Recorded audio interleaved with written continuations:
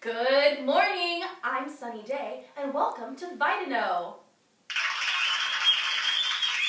This is where we discuss many vitamins and minerals important to the human body.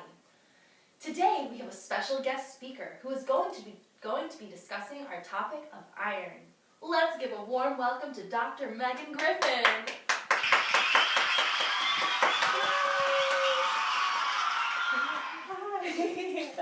I'm Megan. Sunny.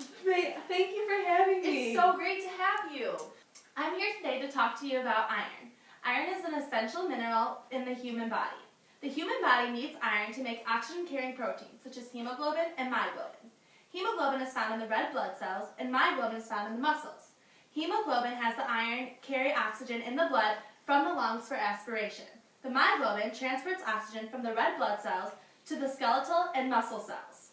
Because iron is involved in the red blood cells, the production of oxygen to transport energy, the lack of this mineral is very effective in one's everyday life and also takes play in one's athletic ability.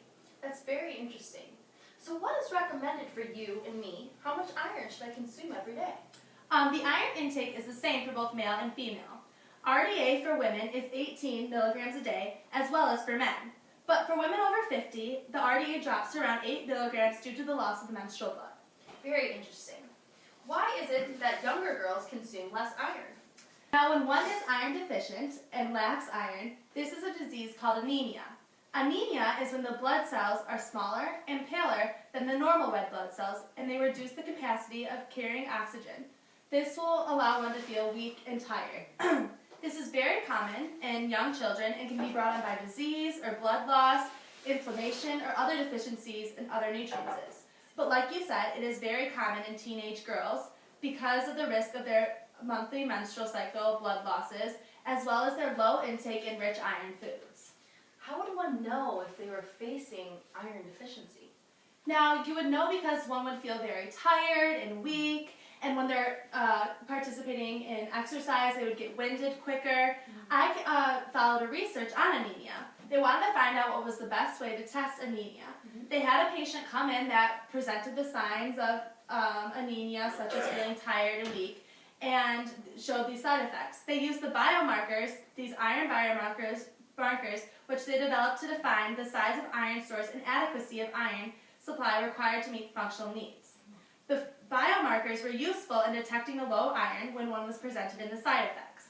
So these biomarkers were very helpful, and they showed that when one presented with the side effects of anemia, they were able to test the blood cells, and they found out they were anemic. Now, one thing with these biomarkers is that after they conducted the research, they said that they would want to improve the technology so they could use these biomarkers everywhere in countries that, in the field studies and research poor regions, so they could detect anemia earlier. I see.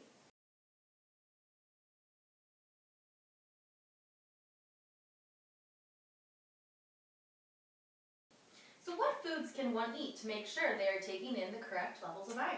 Well, I'm glad you asked because I brought in some food for you to see. So iron is very common in the red meats. So this is some red meat, and it's also very common in like the animal flesh, so in pork and beef. So it's okay for me to have a burger every once in a while. That it is, Sunny, that it is.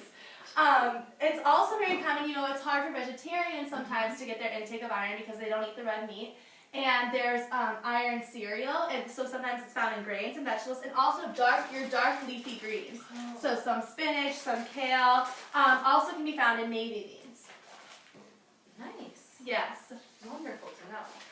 So that even sounds like a diet that I might be able to manage. Is it possible for me to have too much iron? A way that you can have too much iron would be your upper level intake, which is about 45 milligrams a day or higher, and this usually comes from when one is taking an iron supplement.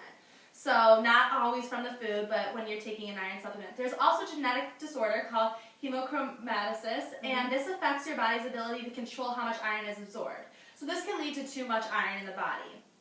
And a treatment for this would be a low iron diet, no iron supplements, and Sometimes if it's severe, you have to take your blood removal on a daily basis to check your iron intake. Sounds like it's very important to moderate one's iron. It is. And when you go for your yearly checkups, they always take your blood and they can always test the iron in your blood to make sure you can make the adjustments that are needed. Thank you. Well, that's about all the time we have for today. I'm Sunny Day, and from all of us here at Vitamino, thank you for tuning in.